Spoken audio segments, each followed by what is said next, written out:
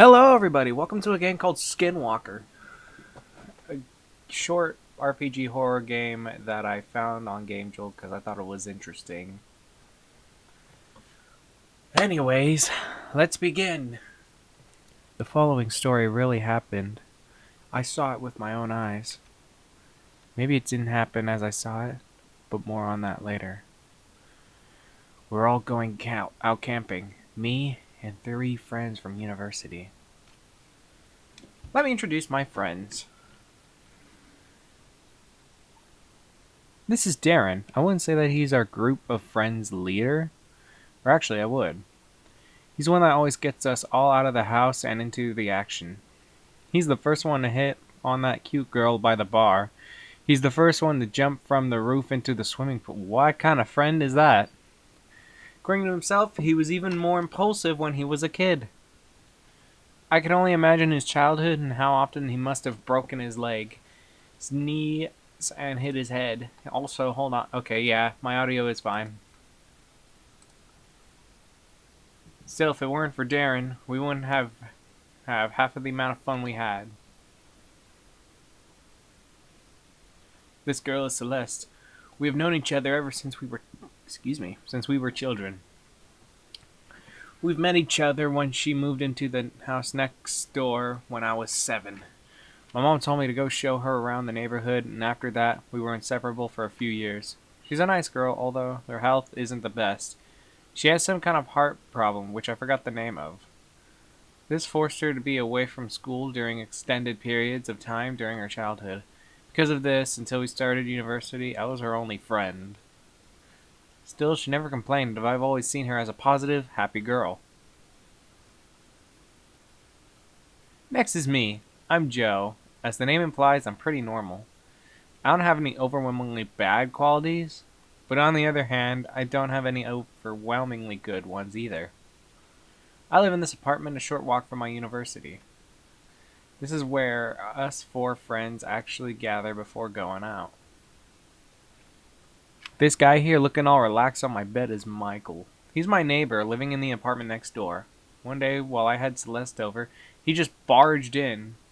"Hey man, your place looks nice. Mind if I join you for dinner?" he said.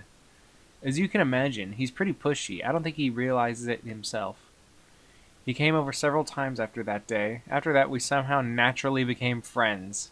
Yes, because that's how friendship works. So one day, the trees have faces.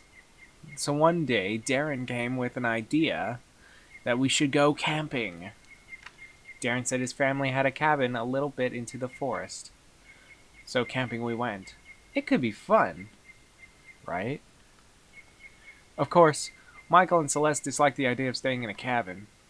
It's a camping trip. We all have to sleep in the wilderness, so Darren told us about the woods near the cabin. I don't remember much about the trip to the cabin. We joked around, took a few breaks, normal stuff. Either way, we drove through the cabin and left the car there. We took a short break in the cabin and set out into the wilderness. We went pretty far in. I can't say how far in the distance exactly, but it took several hours to get through where we set up camp. The first day we just screwed around, nothing abnormal happened. But then what? Oh, we're playing. He's asleep. Did you sleep well last night? Morning there, should I say good afternoon. Fix us some wood for a fire, will ya? Why don't you fucking do it yourself, you piece of I set out to gather wood for a new fire and water to cook with.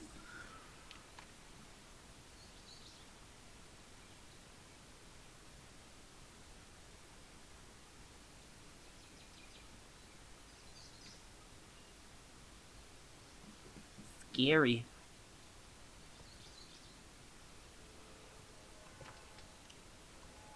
What does that sound? It doesn't sound like something you'd hear in a forest. There we go. Bucket of water.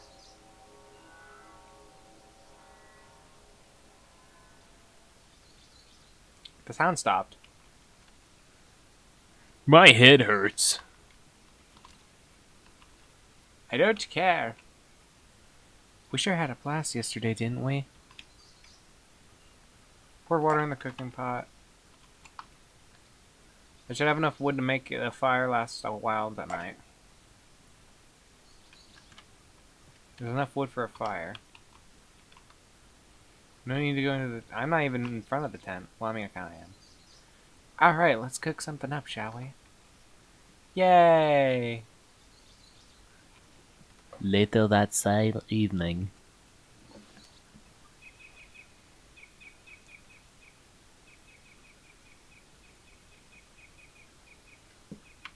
Oh. What the hell's up with this fog? Every time I've been here before, there hasn't been any fog.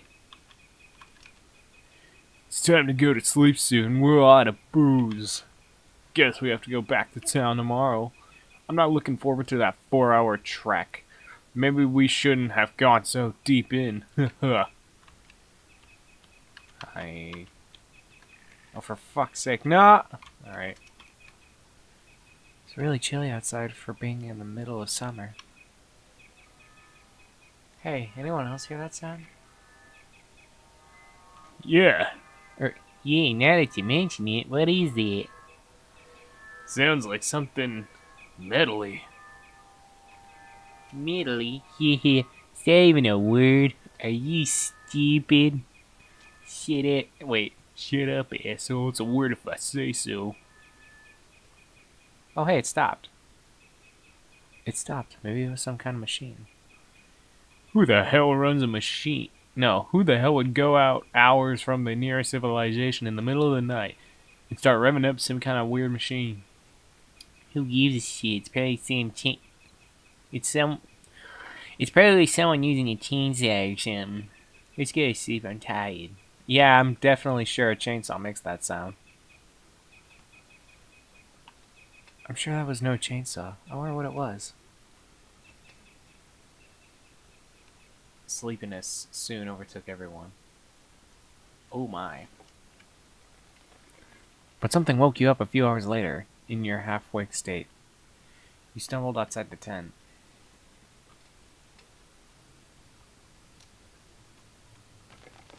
I should check out that sound.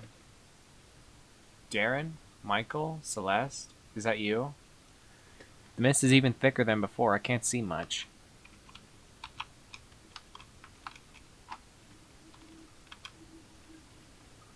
I should check out that sound.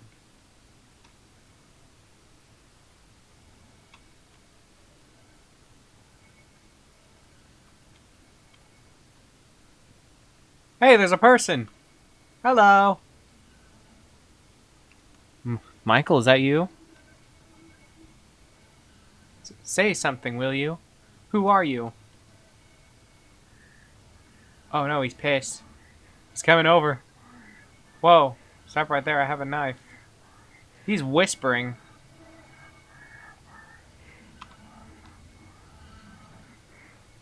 Shit.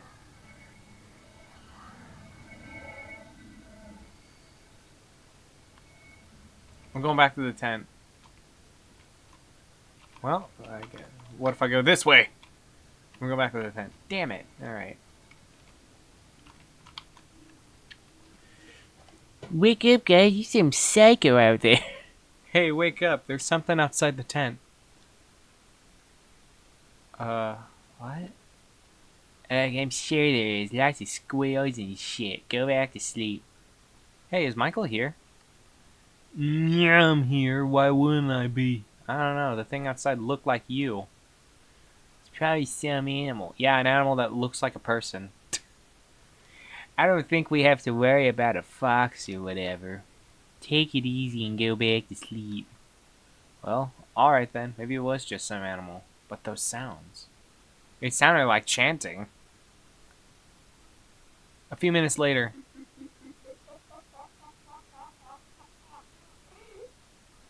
What the fuck? Okay, drop it. Whoever that is, I want to sleep already. It wasn't me. me neither. That didn't sound like any of our voices. Well, shit. Now I'm never going to be able to sleep. Should we go outside and look? What if it's some crazy psycho with an axe? All the more reasons to check it out. It's not like the tent is some kind of impenetrable fortress. He's not wrong. Seriously, if that was one of you guys, tell me right now. This ain't funny anymore. We just said it wasn't us. Okay, everyone get out together and check it out. I ain't going alone.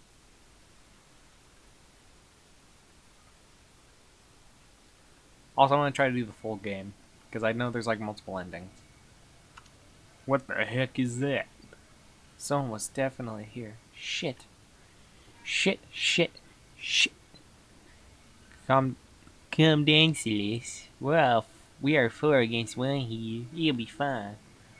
What if the dude's got some kind of weapon on him? I mean, he killed this little critter, didn't he? Michael's right. We gotta get the hell out of here. We can't just up leave. It's the middle of the night. What about our stuff? Screw our stuff. I'm not staying here any minute. Fine, we'll leave, but at least bring the flashlight and some food and water. I think you're overreacting, though. We haven't seen anyone.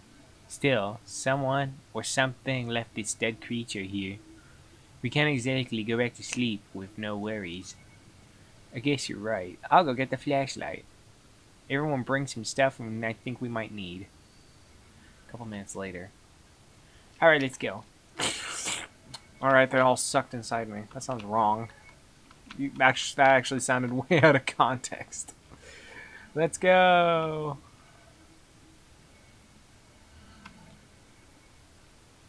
We're getting the hell out of here.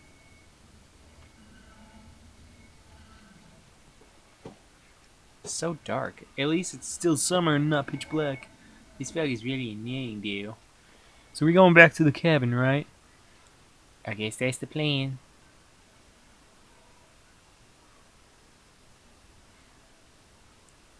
I just realized there's a dude following us right over there in the trees.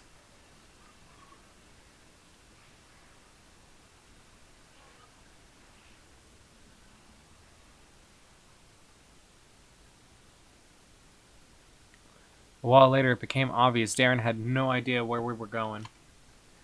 He was swearing and looking all around. We've been walking for awfully long now. Are you sure we're on the right path, Darren? I have walked this path hundreds of times. We are on the right path. I don't recognize anything from when we were walking to the camp, though. Oh, I just realized that was Michael saying that. I say we were on the right path. But as time went on, it became obvious that Darren had no idea where we were. Darren couldn't find the path. Maybe it was the fog. Maybe the darkness. Maybe something else. Either way, we were lost. I kept looking behind me. I was having that feeling where you think someone is watching or stalking you. I nearly tripped over Celeste when she fell. Help Celeste up? Yes. I took Celeste's hand and dragged her to her feet. It was getting even mistier. If not for the flashlight, I wouldn't have any idea who she was. I recognize that tree. We're getting to the cabin. Again, I had a feeling that something was watching me. My gut was screaming at me that something, somewhere, was wrong. I realized that sound from earlier was back. Softer, but still present. Started looking around, panicking. Did a head count, or more accurately, silhouette count. Me, Celeste holding my hand, Darren in the lead, Michael to the left.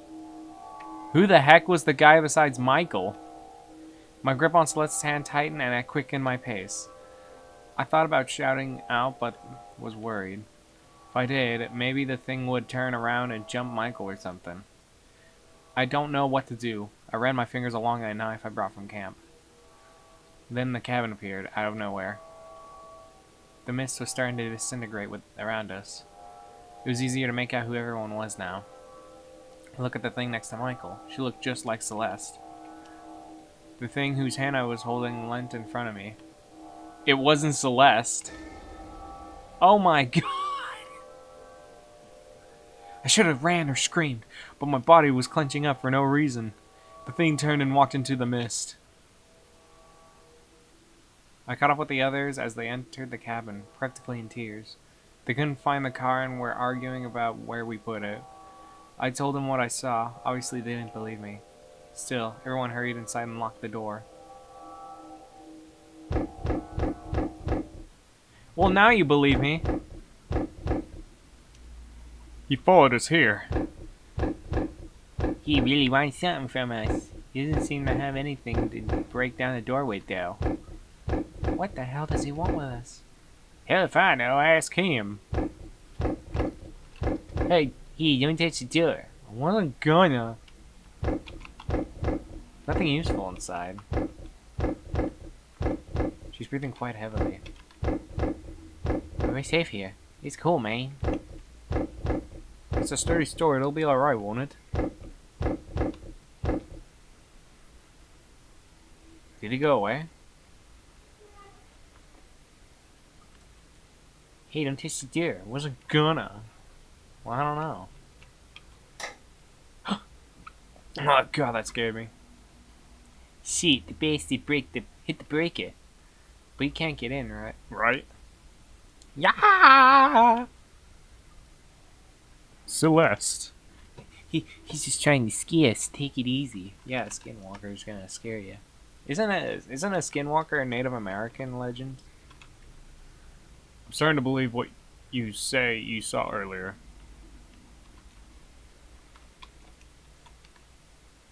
It's fine. He's just trying to scare us.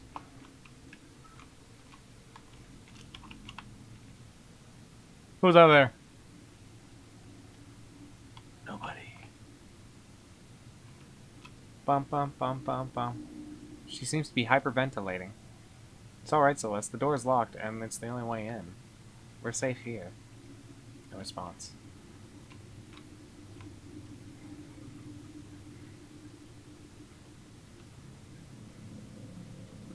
What the fuck? Who is that? And he's gone. How'd you get here? We're safe here. It's cool, man.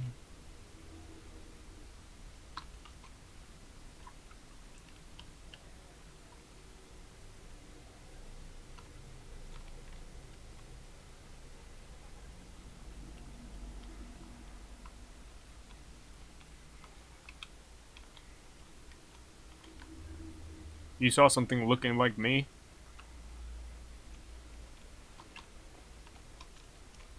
Better not touch it. Suddenly, a strong sense of nausea hit me. There was something in the air. I could feel the horror overtaking me again.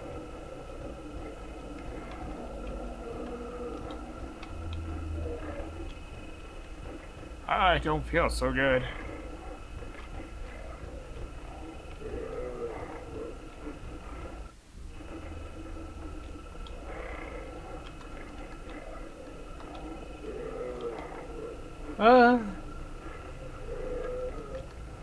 Can't get up. Alright, there's Celeste. What'll I do? I couldn't take it anymore. I had to lie down. I couldn't sleep, and I wouldn't have, even if I could just, or even if I could. I just wanted to rest. I waited for the world to stop spinning. I looked out the window. There was someone in the tray! I stared back, not being able to register what was going on. I quickly pulled the blinds down. Celeste came through the door. She looked pale and disheveled. I dragged her into the bed and laid her down. She was gasping for air, as if someone was suffocating her. Eventually, her breathing became more regular. I asked where the others were. She shrugged. The room had stopped spinning for a bit, but it felt far from good. Suddenly, a voice could be heard from the locked door. What was worse, though, was that it was Celeste's voice. Let me in! Let me in! Oh, God, let me in there! I immediately pulled my knife and placed it at Celeste lying in bed. Her eyes grew wide in shock and alarm, but they could have been faked. What are you doing? No, I'm the real one. The one out there. That's the imposter! Okay. I was kind of in a trance, unsure of what to do, and staring down at her. Maybe I should have stabbed her if the voice at the door hadn't changed into some low, deep, guttural voice. Then it became high-pitched, like a little girl's. I pulled my knife away.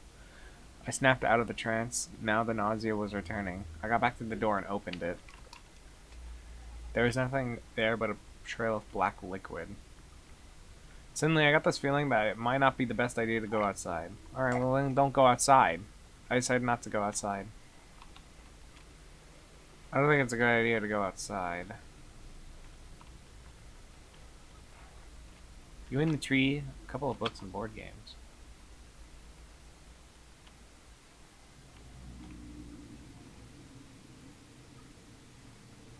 Suddenly, I got this sinking feeling in my stomach, like something was seriously out of place.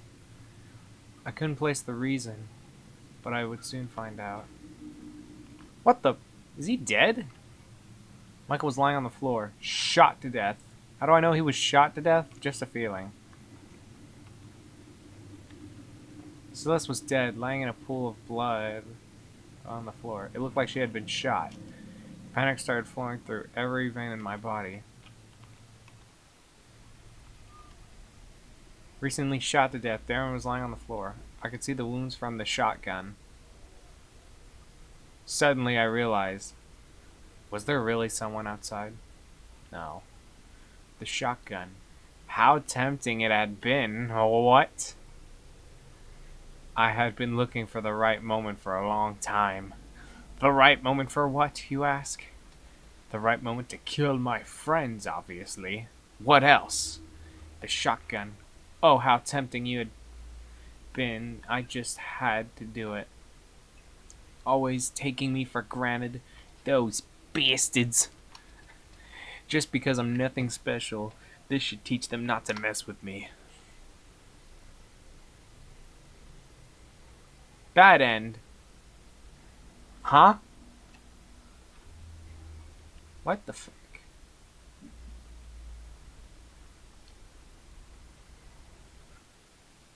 That was it? There's no save points. I have to do all that again. No! I'll be right back. Okay, we're back. So, now... I feel like we need to... What happens if we go outside? The thing was nowhere to be seen. Just as I was turning around, I took a look at the roof. There it was. It was close to a corner, about to turn. It looked like an albino male with really long limbs. He had fingers instead of toes, and all 20 of them were elongated. He was facing away from me. Suddenly, the head swiveled 180 degrees and stared at me. I started choking up, as if suffocated. It was hard to breathe, or breath. The thing opened its mouth, slowly and deliberately. I thought it was going to devour me when its tongue snaked out. On the tip of the tongue was my face, like a tumor. Eyes closed, lips upturned into some psycho smile. There was a legend somewhere that when you see a doppelganger, you die. I thought of that legend, but then the creature rounded the corner and it was gone. I lost it and followed, vision hazy. My heartbeat suddenly seemed ear-splitting to me. Why did you follow it? I was stumbling because my legs seemed unable to coordinate. Suddenly, I stumbled forward and toppled down. Once I lay there face down in the grass, my body just seemed to shut down.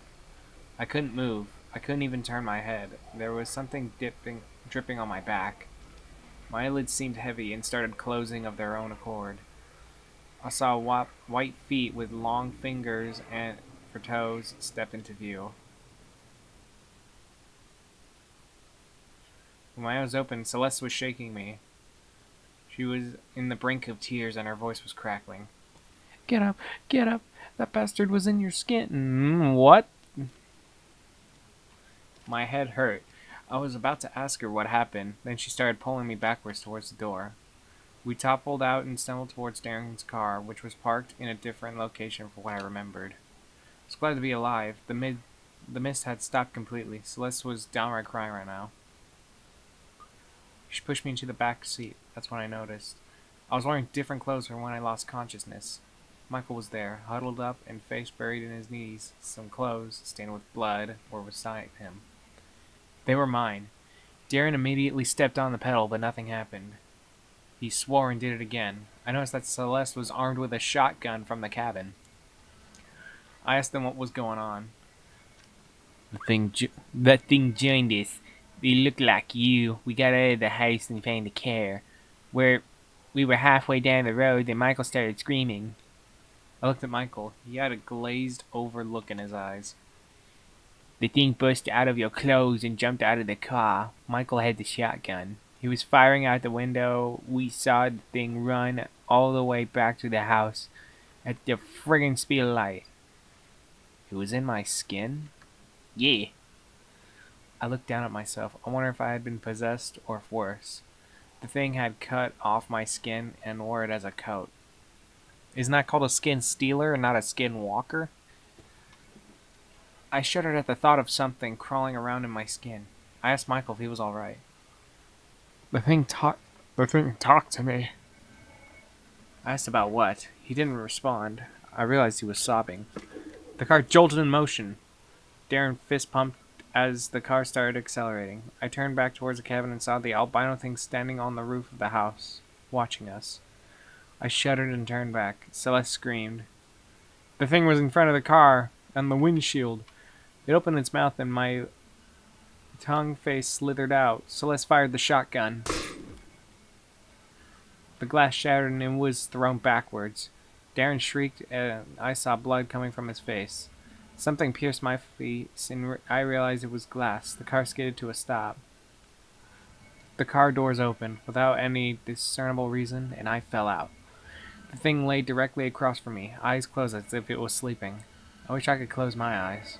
Its mouth hung open and I saw myself again emerging. I didn't move or say anything because I couldn't. My face looked at me and I started to talk. I love you. I love you. I love you. I want to be you. I repeated over and over again. It was coming close to me. I wondered if this was going to bite me to death. The thing's eyes shot open and I realized it was going to kiss me. I managed to regain some control and instinctively twisted back from it. I guess that's what saved me. There was a sound of like an explosion and blood spouted from the thing. Celeste was standing over it. Her face and body were bleeding and she had the spaced out psychopathic look in her eyes. She had just fired the shotgun. My face looked directly at me. I am you, it whispered. She fired again. I saw my own face begin rotting and nothing more than a skeleton in front of me. The thing's head flowered open. That's the best word I could find to describe it. That's what a shotgun will do. Its head kind of split and split again, peeling away. I saw faces, lots of them, on the inside of its head. I think I saw Celeste and Michael's faces. They were whispering something unintelligible. In the center where the brain should be, there was a single red cat-like eye that was rotating in its socket. It was producing the mechanical droning sound. Celeste fired one last time. The thing sort of withered away, becoming wrinkled and smaller and rotten, until it just disappeared. Celeste dropped the shotgun. I started twitching and spasming as control of my body returned to me. Eventually I stood up, we got in the car, silently. Darren was bleeding too, but no one said anything. We drove back through the city in silence.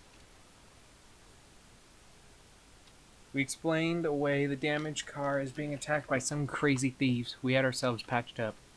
Michael was still in a shock-like state. I hear he was like that for a while. When I asked him what he thought of the incident later, he denied it ever happened, with compelling conviction. His eyes looked dead and he had lost weight. I don't know if he forced himself not to remember or if he genuinely knows nothing of it. I know what I saw, but I can't remember the exact place. It's been 2 months now, we still refrained from talking about it. If you were expecting some huge twist or something, you'd be disappointed. I still don't know what we met out there. I don't want to know, actually. I still have nightmares about my own face shouting, I am you. One thing I do know, though. I'm never going camping ever again. End. It's not even called the good ending, it's just called End. Alright, I think there's one more ending to this, and I'll get right back to you guys. Alright, we're back. So, no, we will not help her this time.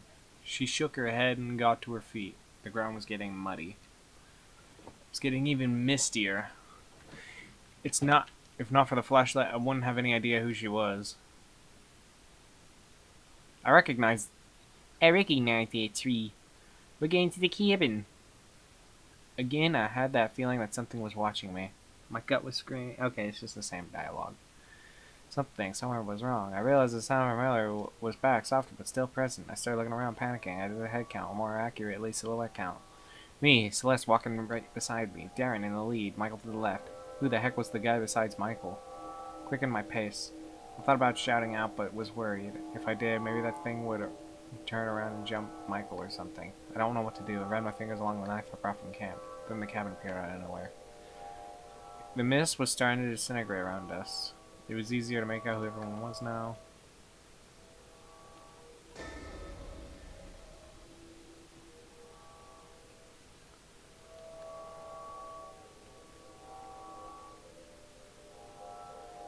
In their cabin, practically in tears. They couldn't find the car and were arguing where we put it. I told them what I saw. Obviously, they didn't believe me.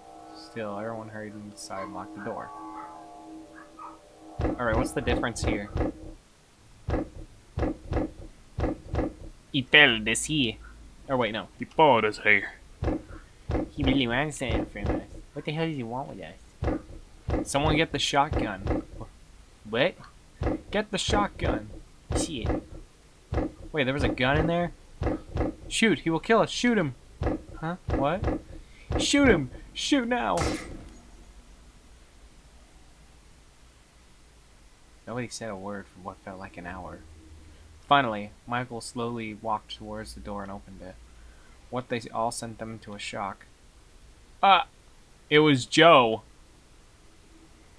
The Joe inside the cabin started laughing. Silently at first, then louder and louder until everyone had to cover their ears. It was when everyone realized they'd made a mistake.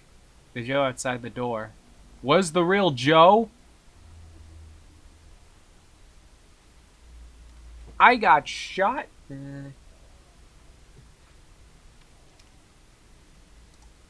So that's probably going to be it for now. Thank you guys so much for watching. If you want to see more RPG horror games like these, I already started on Mad Father. And I will see you guys in the next one. Bye.